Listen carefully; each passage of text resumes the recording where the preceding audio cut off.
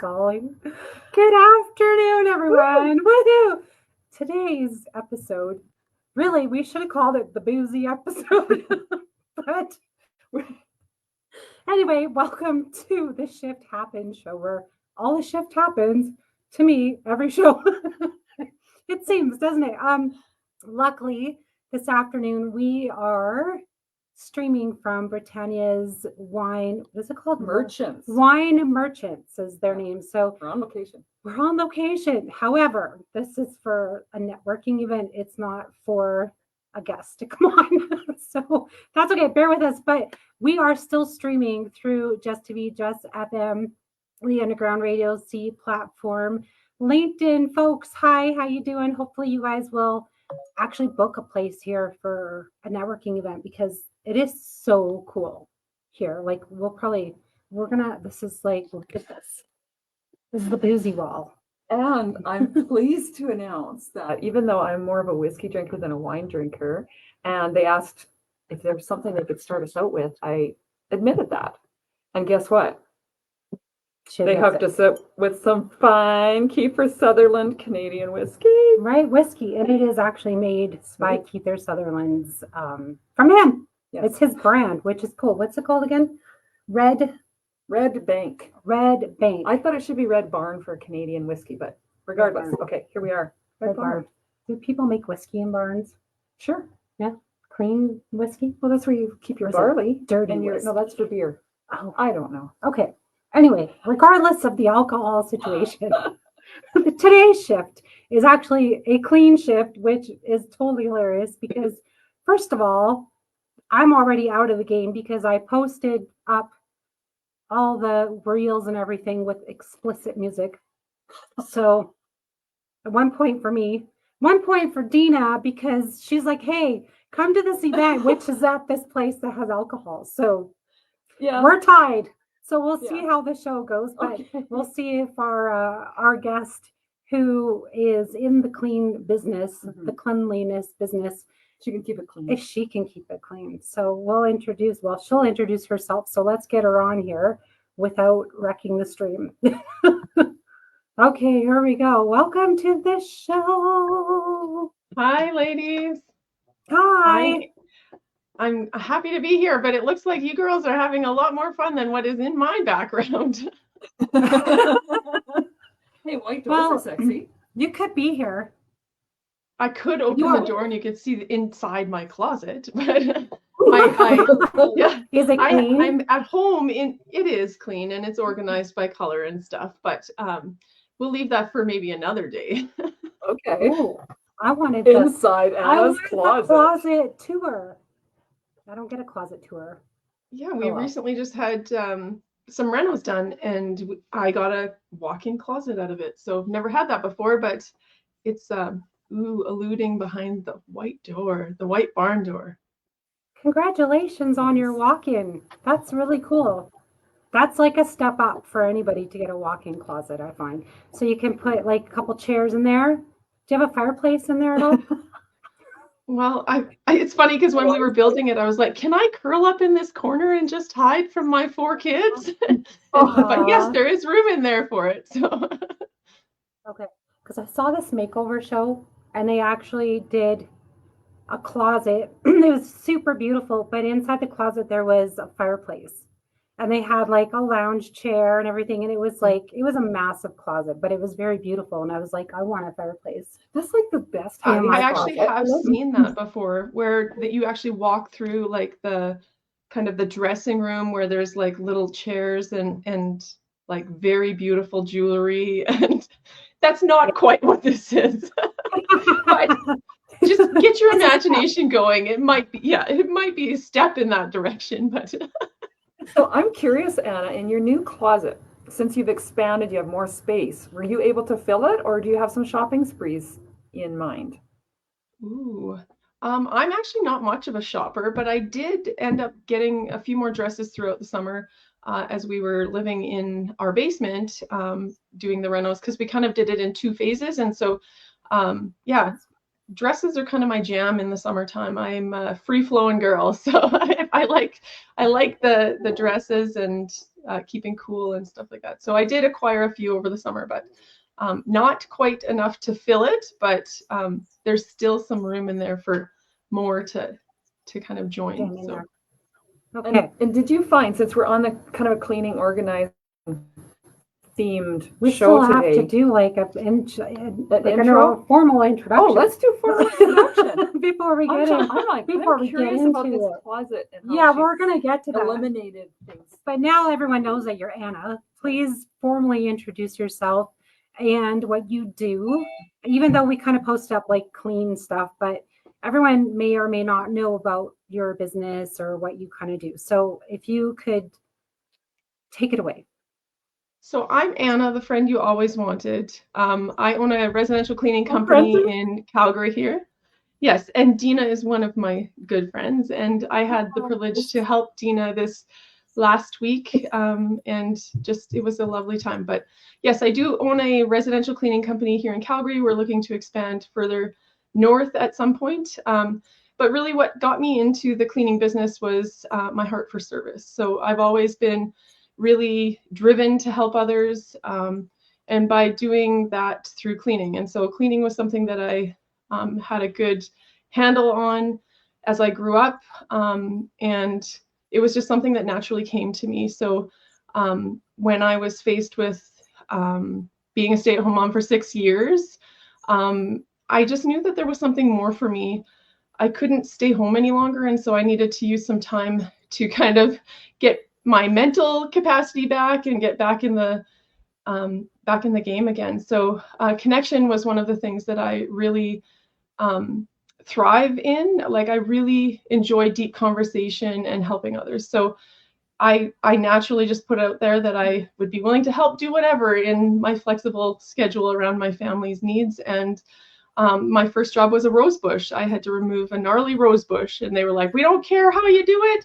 We just need it gone." And so I did that, and then I just started doing. Yeah, I actually made.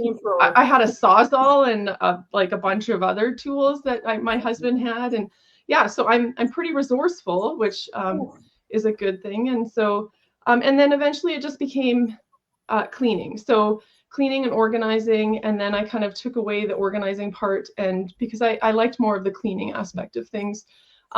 People have different ideas about what organizing would look like, and it really takes a special knack for that. And it's not that I don't have that, it's just when I was wanting to bring on other people on my team, I wanted to have a very concrete process, and sometimes that's a little harder when the creative mode is there as well. So you kind of have to go with the flow of what works for other people. And so I wanted more of a concrete process, and so that's what I stuck with. And so now I have a team of 14 amazing humans that work on my team, and we just are all about connection and community and serving through love and kindness and lifting each other up. So typically I hire moms who are needing to get back into the workforce for various reasons. Mine was my mental health, and that was really important to me. So we also hire students, which are looking for that flexibility as well. So that's really important to me, to not only make an impact in people's homes, but make an impact on those females getting back into the workforce after doing really important work of raising their humans. So that's amazing. And you're hiring right now too, right? I am. Yeah, we are hiring.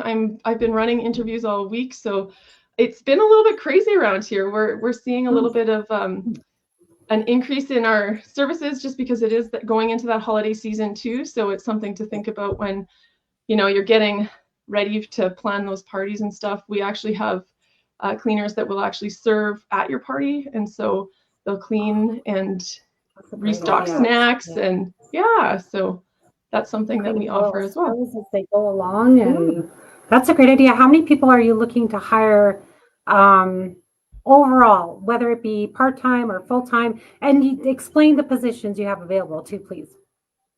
So we hire part-time staff, and the reason being is that we have a part-time model typically around school hours. So when moms are needing, they drop kids off and then they go to work and then they go and pick up kids. So it's kind of this condensed schedule. It works for me and it works for a lot of other moms. It also gives us the advantage that we're not overstretching our employees. And so by Friday, if I was working full time in like cleaning role, I would be exhausted. And I knew this from doing that myself.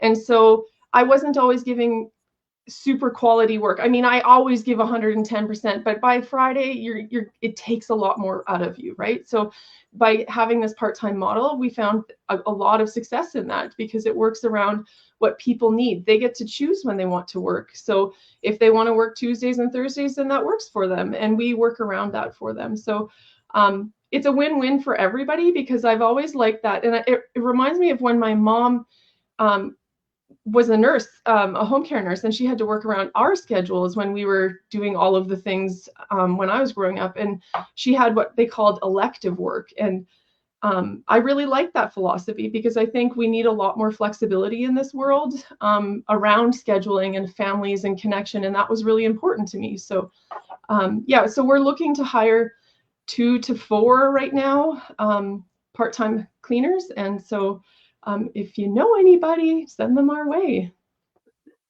Nice. That's really important work because I know, because I clean myself, and I did move out clean on Sunday for a couple hours, and then on Monday I did an 8-hour move out clean. And so I was like, yeah, I need to have some time off. Yeah, and it's almost like you need a day off after the big day, Yeah. right? It Yeah, takes a you toll do, on and its then body.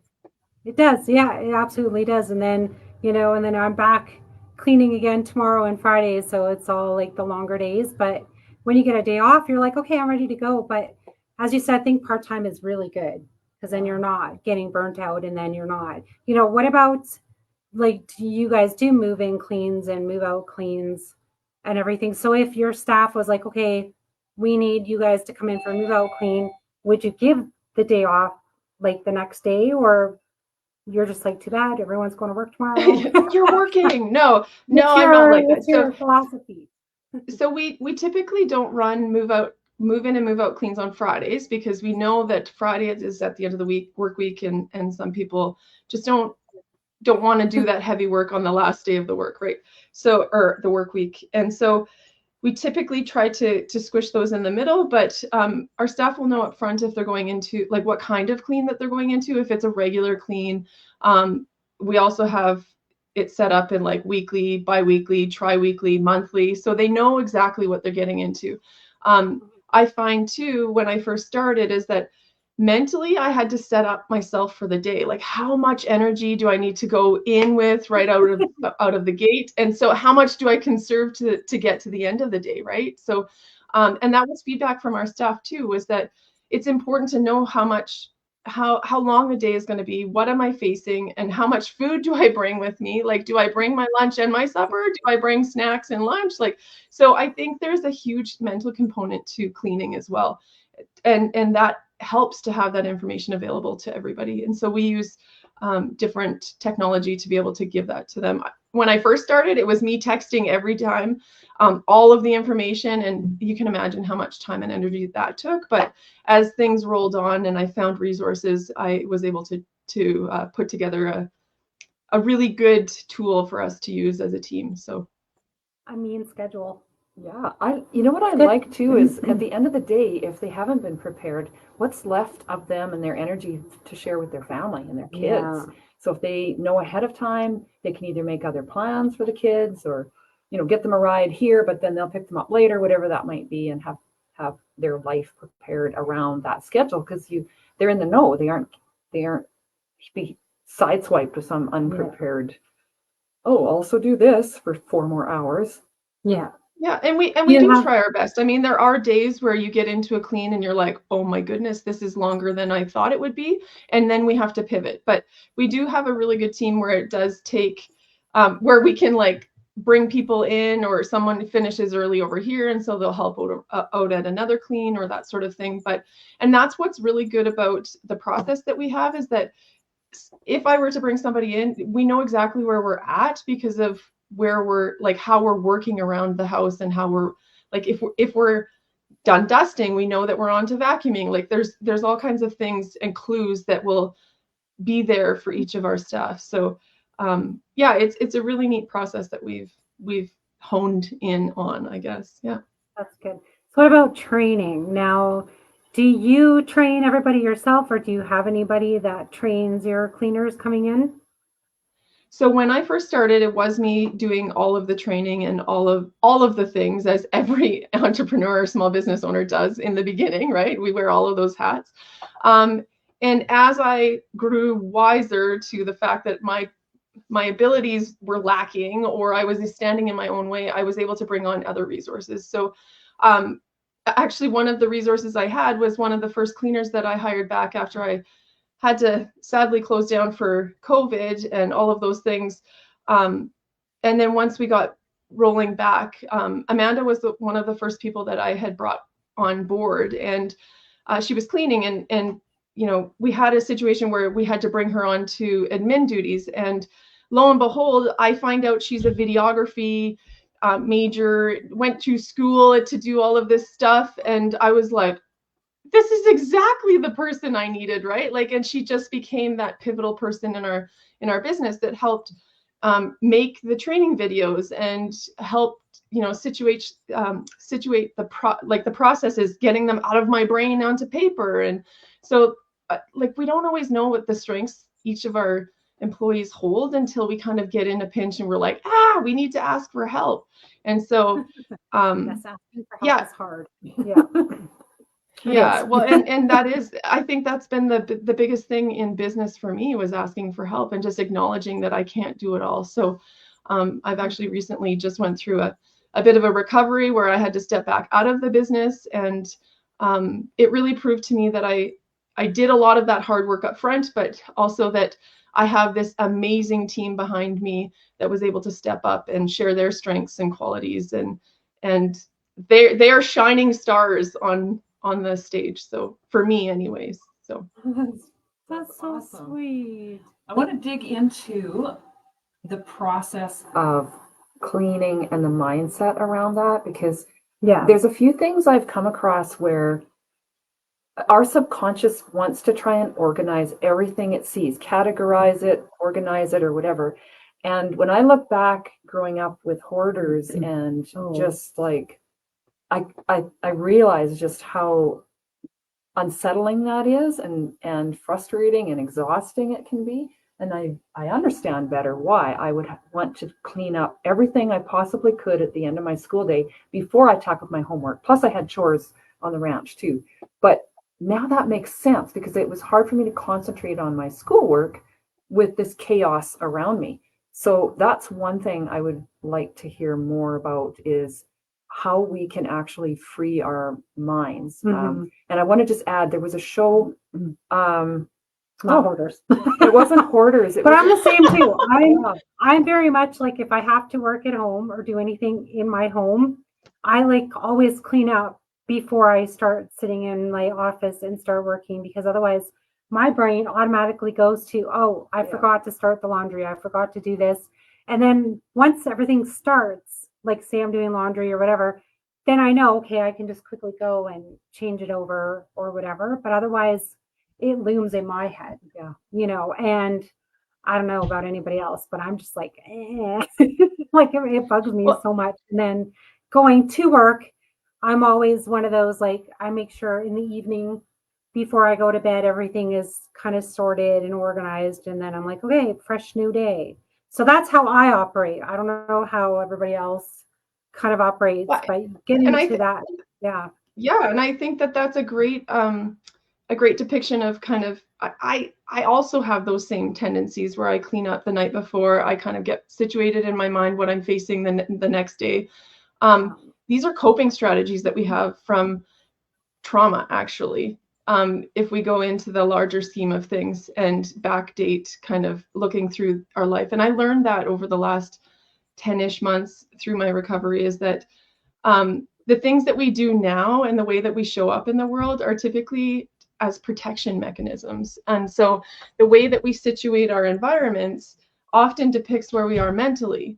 And so if our if our environment is chaos, you can kind of feel that inside your body. You can feel that. I can feel that when I go into somebody else's house and they're like, oh, I'm really sorry. Like they're racing around, like, let me just sweep off a spot for you to sit or whatever, right? Like, you know where they're at mentally. And so I too am like you. When I was in university, I had to have like all the dusting done, my bed made, all of the things, so I could at least sit down to do some homework. But it was more also, I like to do those things. It was easier for me to do those things than it was to sit down and do something harder like homework and that sort of thing. So we've got to kind of look at where that stands.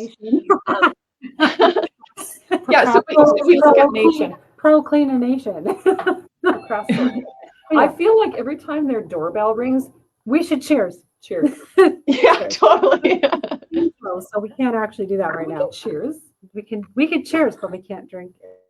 It's a clean show. So if you're waiting for more water, oh, Deena's another point for Deena. That's okay.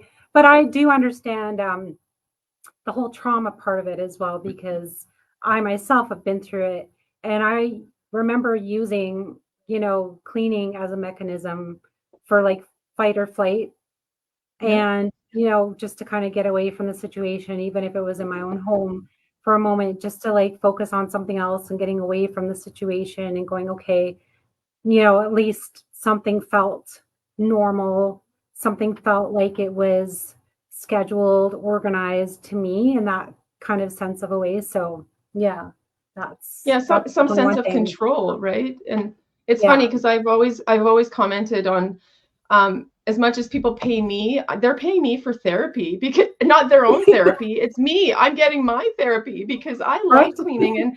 And as Deena experienced, it's so funny because I was telling her, I'm like, I just like to like have nothing on, and she would come up and talk to me, and I'm okay with that, totally okay with that. But she's like, I'm so sorry for interrupting your Zen. But it was so amazing. Like, just like I'm not one. Sometimes I listen to an audiobook or like put on some music or something when I'm cleaning, but it's almost like I get in this like trance of like, oh, it's just therapy to me, where I can just release all of this stuff and help other people. So it's super funny that some people have different rituals around cleaning and stuff too. So I think I don't know, it's kind of nice to have like-mindedness, people that are just as crazy as me. Because I'm the same. I love cleaning, and people are like, I think the worst, even though I don't know if it's kind of good or bad, but when I visit my friends or even family, it's like as soon as I walk in the door, they're always like, I'm so sorry. I didn't clean. Or they're like scrambling to put things away. And they think you're there to judge. Right. And I'm like, I'm well, not if you walk here in wearing a white glove. to judge. I'm here to spend time with you, not your house. Yeah. You remember, that's a problem. It is a problem. It can be. Yeah, it can get awkward. I've seen this sign on some people's walls. If you came to see me, come anytime. But if you came to see my house, make an appointment. Yeah, make an appointment. How do you walk people through, especially the first couple of times that you go in, when they have that feeling and they know that they brought you there for that reason, but they still feel very awkward and guilty and shameful about what you're walking into, and realizing that you see all kinds of things on the full spectrum of clean to dirty, but how do you put their minds at ease and help them and kind of offer them some pre-clean therapy? Pre-clean tips. So typically, well, and typically what we would do is we would send them something ahead of time just to remind them like how to kind of prepare to kind of ease some of that stress. That doesn't always happen, unfortunately. I wish that I had enough time to do that all the time, but I mean, everybody poops. I can say that because I'm a cleaner, so everybody's human, and I think normalizing this and having some empathy really anybody. So yeah, sorry, go ahead. Sorry, we're just discussing poop. Sorry, we're like 2 years old. No drinking, boo. Okay, go ahead. Just empathy goes a long way, right? Like people, and normalizing the whole human experience. We don't judge, and I think that this is really the important thing, is that we've all been there at some point or another.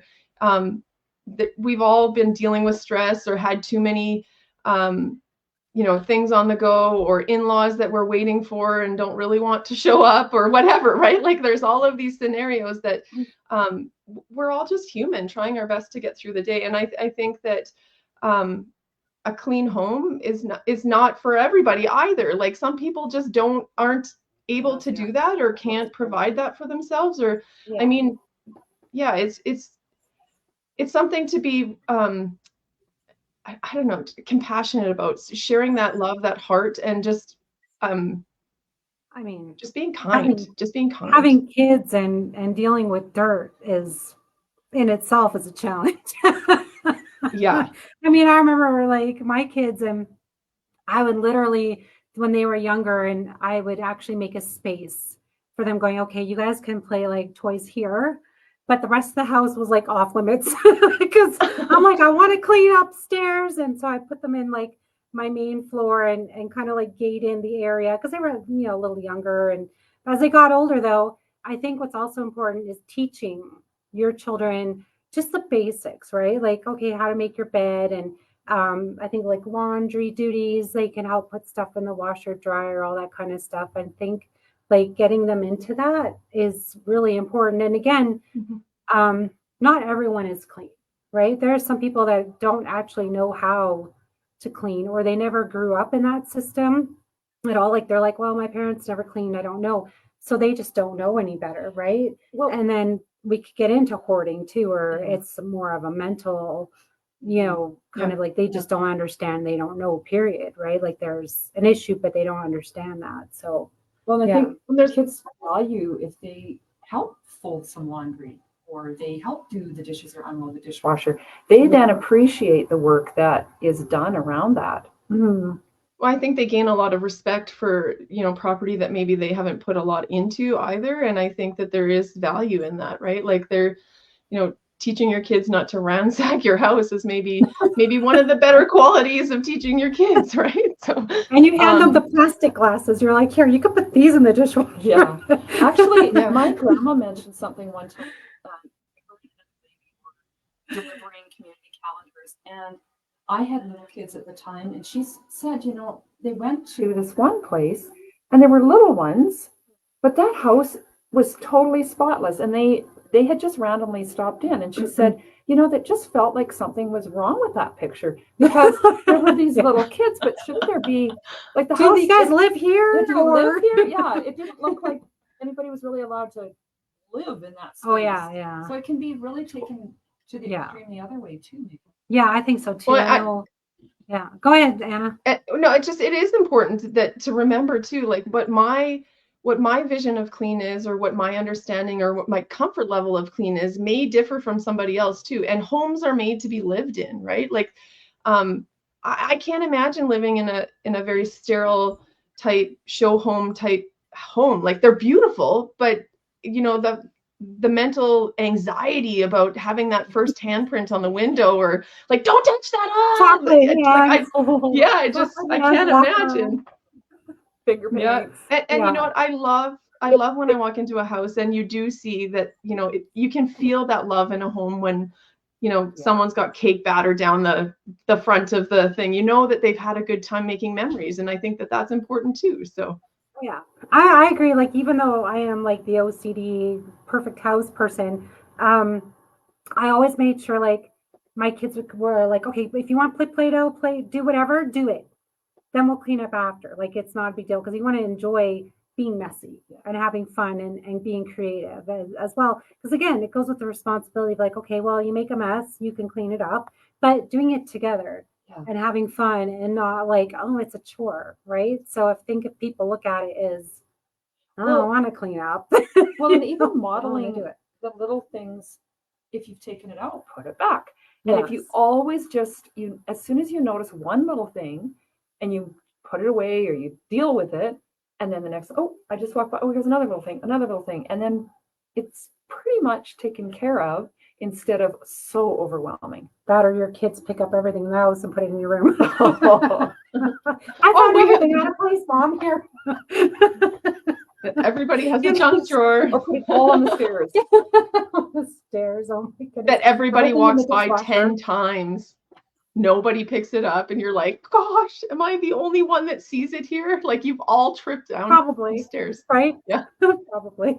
Because they just go by it, whatever. But yeah, I think there's an importance of the spectrum of that cleanliness. Like, can everyone live together and in harmony with a little bit of a mess? Is that okay? What are our standards? And I think maybe even a household conversation might need to be had if one person's like the clean freak and the other person isn't. And That's true.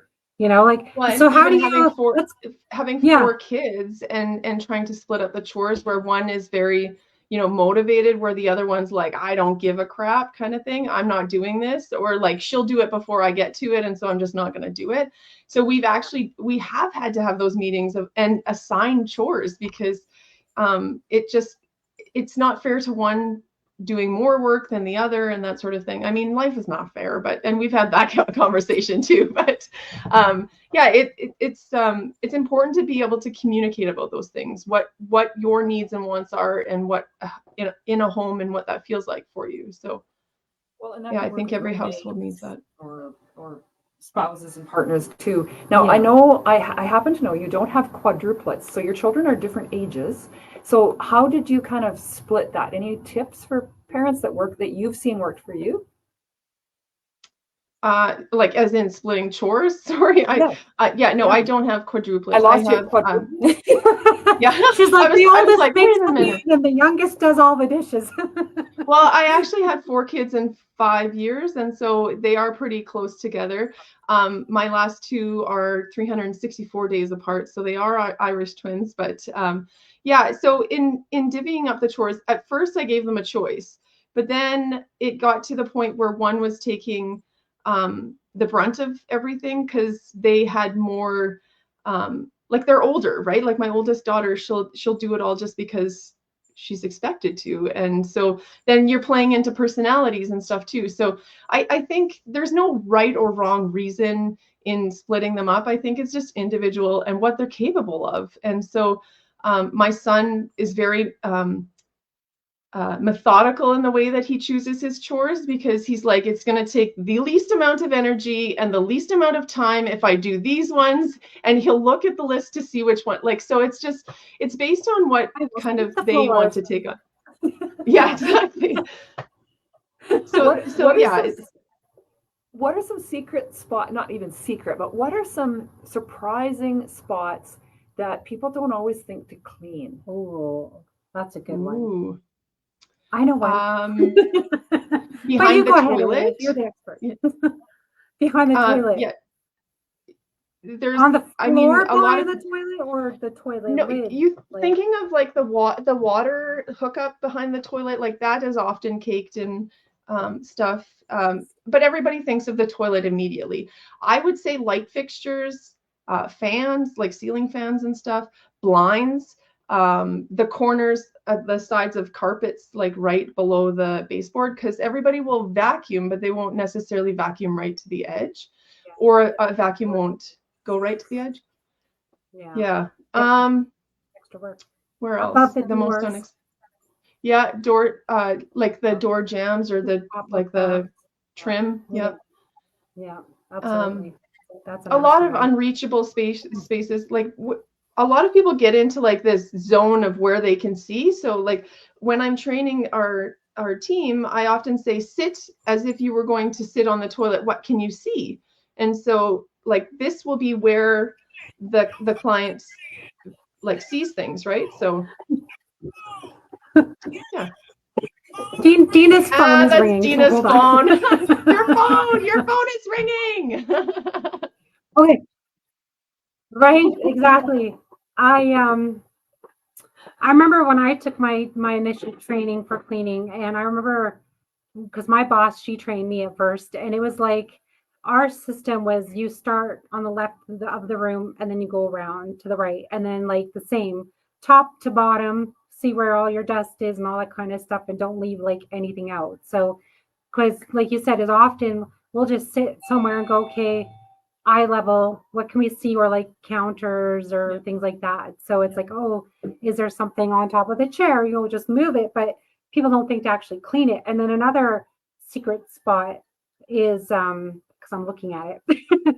When you have countertops, the edge of the Yep. countertop, like, well, I can Yes. show like You do here. the top, but Yeah, not the edge. there's the top of it, but then there's the lip, right? And people Yep. often will miss that. And then your taps, anything that you touch was another thing. If you're touching it, you sterilize it. So that was remote controls, light switches, Yeah. all that fun stuff. And people don't They get even really grimy. they don't even think about even a light switch. They're like, Yeah. Their phone, phones. like they're actually dirtier than a Dishcloths. toilet. So I don't know how often, yeah, dishcloths and yes, kitchen sinks are actually really bad for bacteria. So, Sponges. What's your rule on sponges? I don't have one. I think they're actually really gross unless you're sanitizing them every use and completely drying them out. They're actually you're cleaning with bacteria filled on everything. And so I've actually gone as far as telling people to use like the J cloths or something that you can throw into launder every day. Like it needs to dry out.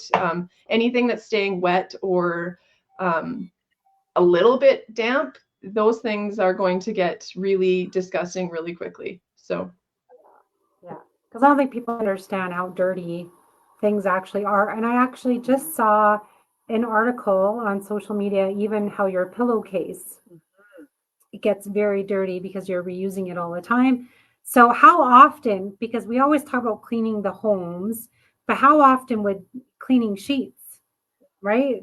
Because sheets so and I towels. actually what's just went through this conversation with an actual dermatologist because I have now new almost teenage girls and the acne part of things. And so not that they have that much at all, but I want to stay proactive with it. But she's saying silk pillowcases and changing them every other day. So one side, then flip to the other. And then on the third day, you get a new pillowcase.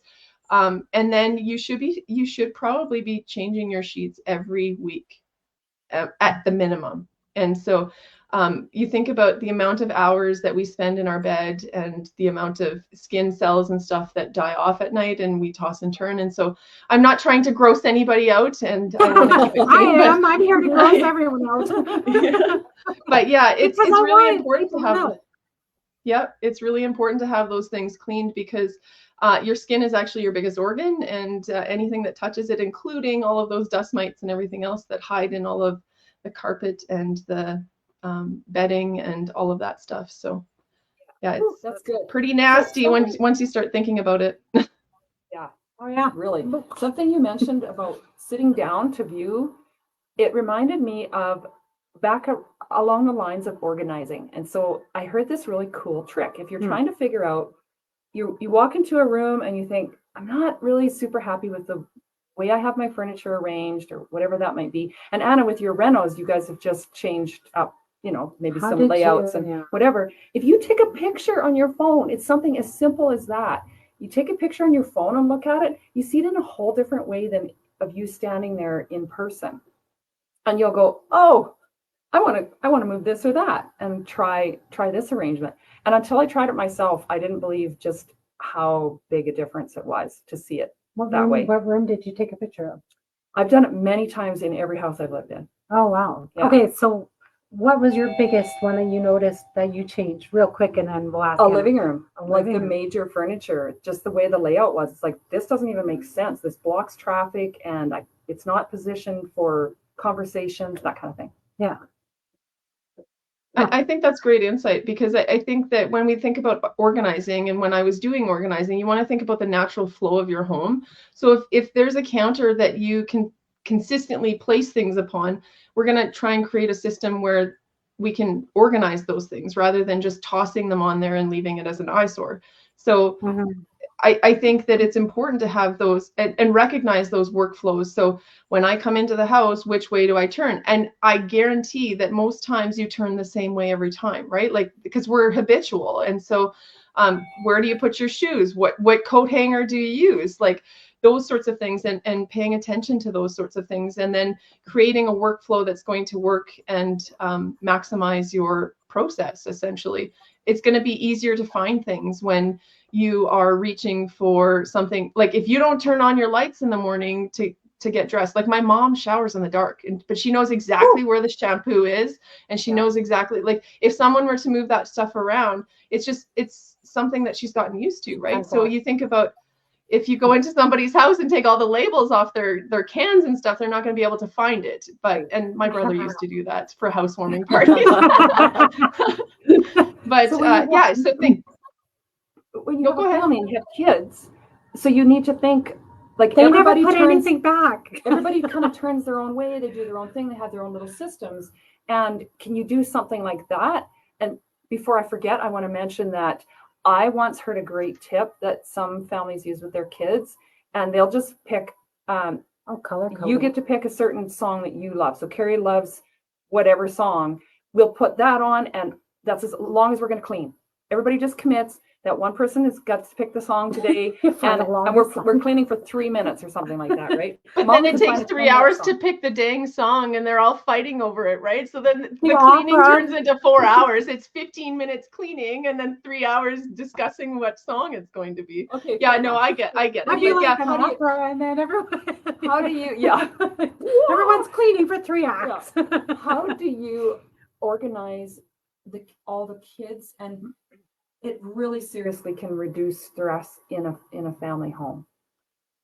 well, I use a lot of checklists. So I'm a checklist lover. I use a lot of nobody in my house mind reads. We've understood that by now. Like it just doesn't work. And so yeah, weird. I thought I had that superpower as a mom, but you know what? It hasn't proven to be very successful. So actually throughout the summer, my kids were like, well, we didn't know what to do, because I would come home and I'd say, like, why is all of this stuff still not done? And they're like, we didn't know we had to do it. And I was like, but I've asked you to do it several times. And so we came up with checklists. And so just communicating that this is what needs to be done. And then we decide who's doing what before I leave. And then that kind of divvies it up. But also, like I said, you have to play on the strengths of each child, I think, because some are going to be able to do things and some are not going to be able to do that task. So really playing on that.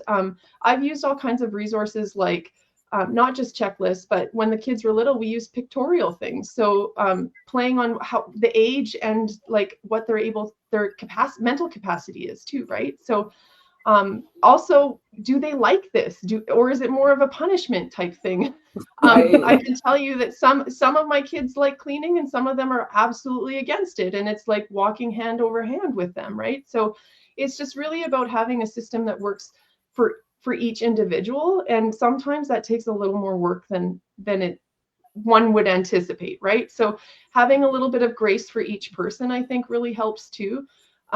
Because like I said in the beginning, is that my whole concept of clean might differ from somebody else, and what works for me doesn't necessarily work for someone else. In my household, I have 4 people with ADHD, and so their brain works very differently than my own, and and so we're all just trying to find something that's going to work for each of us. And so we actually don't even have a dining table anymore. We got rid of it because, you know what, we're so busy doing all of the things. We just don't sit down at night all together, but we have breakfast every morning. So that was most important to us. And so we built a huge island where we can all either stand around or congregate, and typically when people come over, they come to the kitchen, right? And so we wanted something that was more communal that way. And so so we found a lot of dead space in our old kind of patterns. And so when we created this new space for us, we really took that into consideration of what works for our family. So I love that. I'm also curious, have you ever used a reward system and does color it work? coding for kids. color coding for sure. Yeah. I actually, when the girls were, I had 3 girls and then a boy. And so the 3 girls, I had pink, purple, and then teal. And so they all kind of knew what their colors were. And I actually dressed them like that when they were little. And because when we went to the beach, then I would know what I'm looking for if I'm looking for somebody. And so it was easily easier for me to kind of pick that out. And so some of that stuff is selfishly my own, but it does help when I'm in other people's process. Yeah. No, I actually like that, especially if you're going public places, because then like, okay, you can ask, okay, where's so and so, and you're just looking for purple, right? And everyone can look for purple, which is extremely smart when you're doing that. I like also when you go, well, this is a little off topic, but in the same, but when you're going to a public place as a family, like a park or a zoo or whatever, everyone dresses in the same color. And then everyone knows, okay, this is where we're all going, like a touring group or whatever. So, but you Yeah. can still have all your items that same color that you bring and go, okay, this is all our stuff. But then I think that again helps with them teaching, okay, yeah, this is all our stuff and we keep it all together and it's a family thing, right? So Yeah, and we begins paired kids off too. So they worked well with that's awesome. They You worked hear well the with doorbell? who yeah, I can. Yeah. Okay. Okay. We're like, Go ahead. Go ahead. It's not just like, hey, no. Yeah, so I paired the kids off and they look out for each other. It's almost like a built-in accountability partner, right? And so also as humans, we're not meant to do this stuff alone. And so it's important to make sure that it's a social event. Cleaning can be social as well, right? So it's not necessarily something that has to be individual. There are individual tasks, of course, but I like to see our family as a team. It takes a whole team to make this household run. And so it's important for them to all pitch in. Yeah. How did you do when your home renovations were going on and you're in the basement knowing that there was a huge mess above you? What It was was going through your mind? So I actually had to remove myself from the situation. I didn't come up here much. One, like the mess just is too much. There was a lot of decisions that were being made, and of course it's chaos. I don't understand the process of why why they're doing one thing before the other and stuff. And so I actually, in order to keep my sanity, I didn't come up here very often. And so if I did, it was to clean up the workspace. Just so I wasn't getting super dust downstairs and that sort of thing. But you know what? The crew we had was fantastic though. Like they were very clean and they were really respectful and, didn't come in to our space downstairs unless they of course needed to and gave us lots of notice and that sort of thing. But renos are definitely like life-changing experiences. Like I don't know how we made it 4.5 months without a kitchen, but we made it. And I knew it was going to be a lot of hard work and determination and perseverance to get through it, because we didn't I don't love to cook because I have really picky eaters and all of these things, but I planned ahead and I made meals. I think it goes with cleaning because I'm the same. I'm not a very big cooker, but I love I'll always tell people if I'm visiting for dinner, I'll say I will do your dishes. If they're cooking, I'll clean. By all means. That's my and I've actually volunteered where so there's a group that I volunteer with and they like to do cooks for the NICUs and stuff like that. And so I'm like, I'll be in the dish pit, no problem. Like I will clean up all of the things, but do not ask me to cook. If I do cook, I got to be in the mindset, right? Well, similar to what I would imagine people need to be in the mindset of like Saturday's cleaning day, that sort of thing, right? Like I just have to mentally get there. I do enjoy it when I do plan it out and everything goes as planned. But I'm one of those people that if I'm baking, I need to know how I have all of the ingredients. I have to plan it out. It's an event. It's going to take some time and some energy because I don't want to be that person stuck in the middle of a recipe going, oh my gosh, I need eggs. I love to cook and I love to bake. Anna, let's cook something together. I'll make all the mess. You guys can clean it up. I can make some mean toast. Yeah.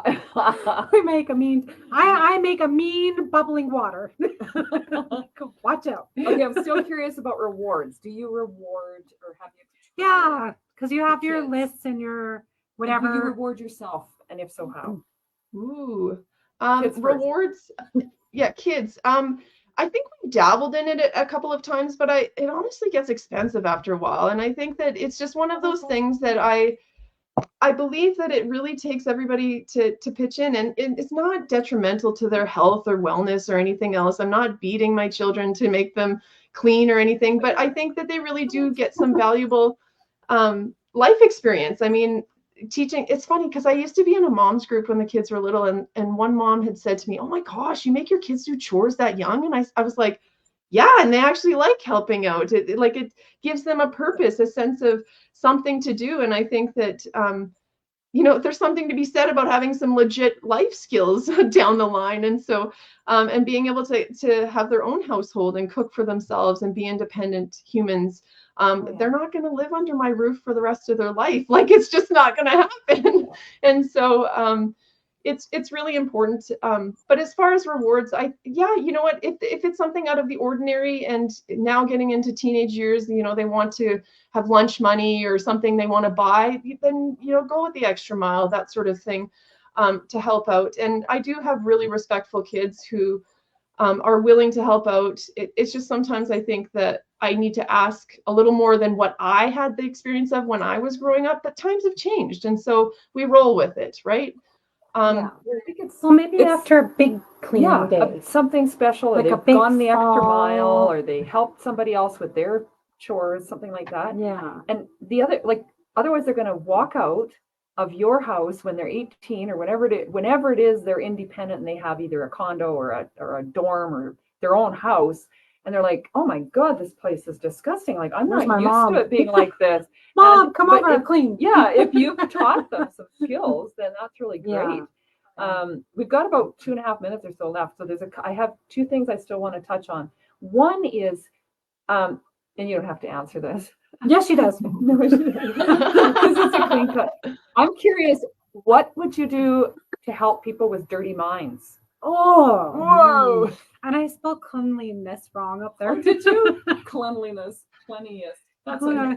people Anyway. think Dirty minds, as I in do like, I'm not sure what Yeah. you mean, but it's a joke. It's a joke. yeah, no, but I was I just like, think you could roll with it. Like, not Okay. everybody has the stark, monotone type thoughts and stuff like that. I think people are human. I think this is where we all go. Like, if you've thought of it, somebody else has thought of it, right? Like, this is the thing, is that we're all human. So don't beat yourself up. Good. And we all poop. We all established that earlier. Okay, the other thing I'd really like you to tell us about, Anna, is the November birthday month project that you've got going on. Oh. Yes. So we are celebrating our 7th year in legit business. And I say that because it's actually on paper, but I've been at it now for 10 years, and November was the birthday month that we got certified and licensed and all of the things. And so we celebrate that and give back to our community by collecting cake mixes and tubs of sprinkles and icing, and give it to the Happy Birthday Project. And so the Happy Birthday Project here in Calgary is under Made by Mama's umbrella and of services, and they help kids and families in shelters, as well as families facing adversities. And the best thing about that program is that it's not from the program. Like, this birthday in a bag is not from the program, but a blank card goes in that. And so it's giving dignity back to families who can't necessarily provide a birthday for their loved ones. And so it comes from the mom or the caregiver or whoever it is that applies for that birthday bag. And so it's just, everybody deserves to be celebrated on their birthday. And I think that that's a great way for us to give back to our community and help out in ways that we might not think of. And so our birthday is as important as other people's birthdays, and we want to make sure that the community knows that. So we are collecting for the whole month of November. And so if anybody has any donations or anything, you can drop off at Made by Mama, or you can let me know, or drop off at my place, and we'll gladly take it in for you.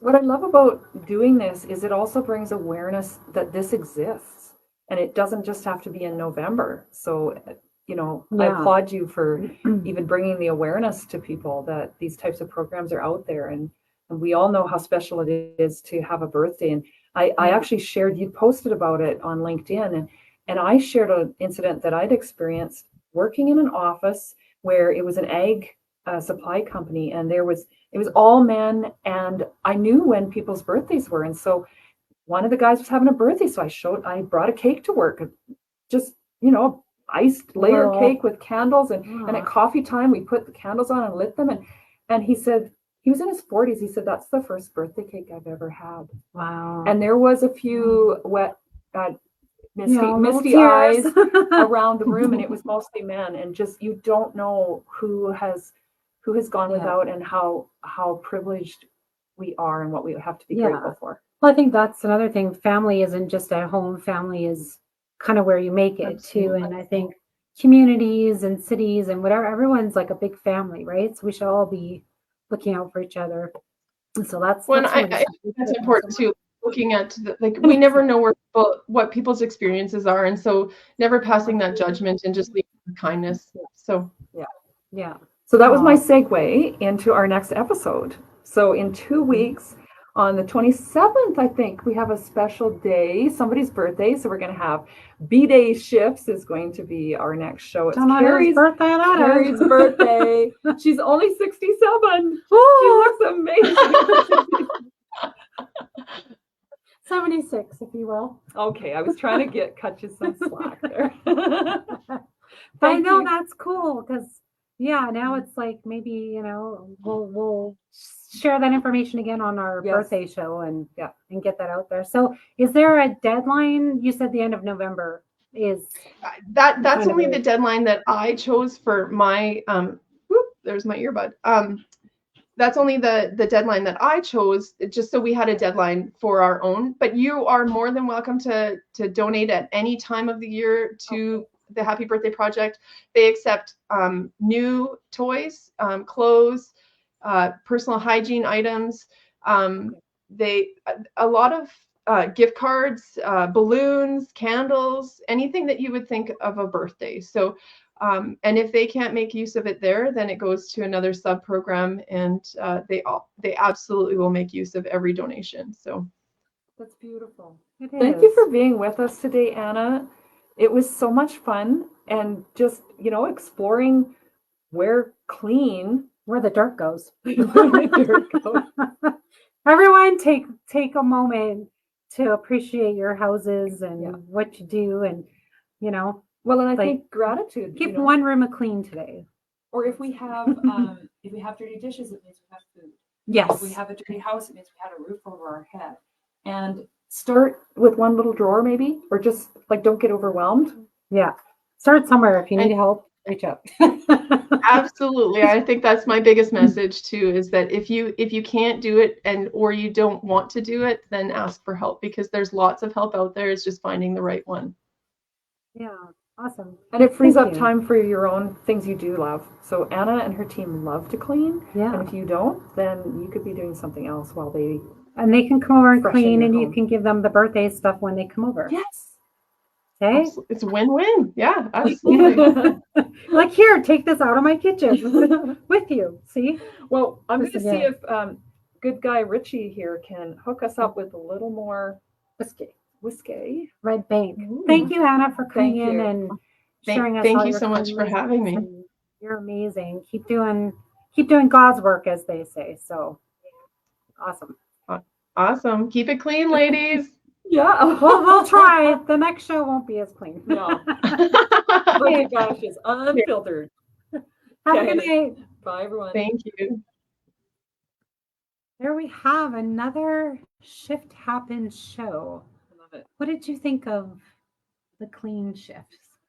I liked it. We dug into a lot of things I hadn't even expected that we would touch on. And I love Yeah. that about our conversations. And Anna really brought some great points out, and then we could just Yeah. Like, go with it. go with Because it. it's like nothing sparks a conversation until you say something. You're like, oh yeah, I remember this, or someone may have had an experience even just with cleaning, and they go, oh yeah, this was a great idea. We did this growing up or whatever. But it's nice to see that people aren't really alone. Yeah. There are some people that think the same, like Anna and I think the same about cleaning.